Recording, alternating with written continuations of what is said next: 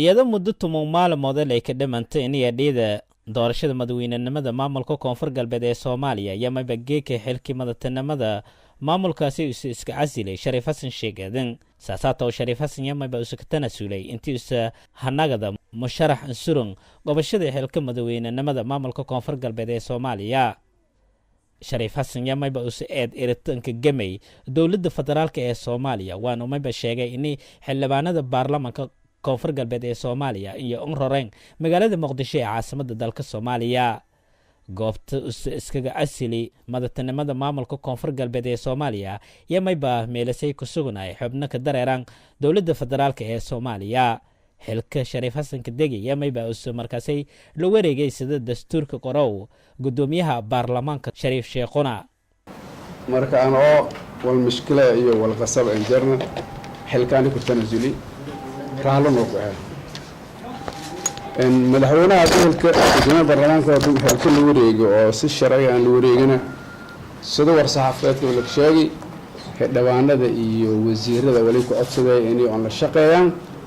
sidanka fayl taasoo dawladnimada xarig jiid way waalnis dhiiba dawladnimada taasoo waliba jeelay inay fayl la shaqeeyaan tan kaleeday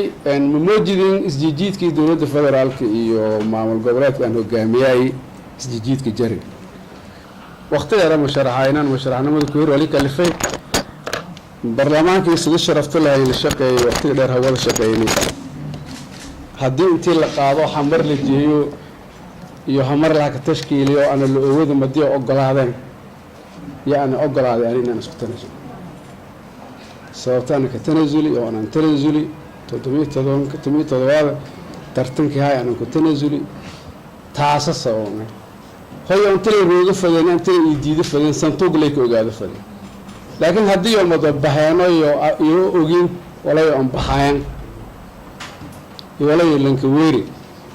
weeri dawladdiina hadii ay gorashada nagati inay meeliyeenay inta lay dadka loo bangareeyay fadhiyano inta lay ka shaqeey lahay intii wal xaqiijido dadka dawladnimada iyo baawarka adeegsatay goosatay markaas dartay wali reemeelunta jidmakay ku banaan saas dartay aan ku tanasuli runtii dhabaanka iyo dhabaanada iyo wasiirada iyo shacabweynaha qaybasho shalduun oo runtii wada shaqeynay 4 sano oo tuma maalmood ku dhiman iidan kama hadnagay wayna rajeeyay inay doorasho nabad galaan inay doorasho xaq galaan doorasho dimuqraadi inay galaan in kasto saati in muuqato saati la kooday hanu suurdan lahayn laakiin haddana way rajeeyay inay onaysa fayl iyo aqliidiyo iyo diintiyo iyo dareentiyo ka shaqeeyaan in doorasho xaq dhiido dawladda Soomaaliyeed wali balaha dadkan aan dhaxeeya maamulkana dhibaatooyinku sahay iyo wala isku kabitaanka baahini halku kaw halka la shaqeeyay dhammaan dadweynaha reer koonfur galbeed wali laha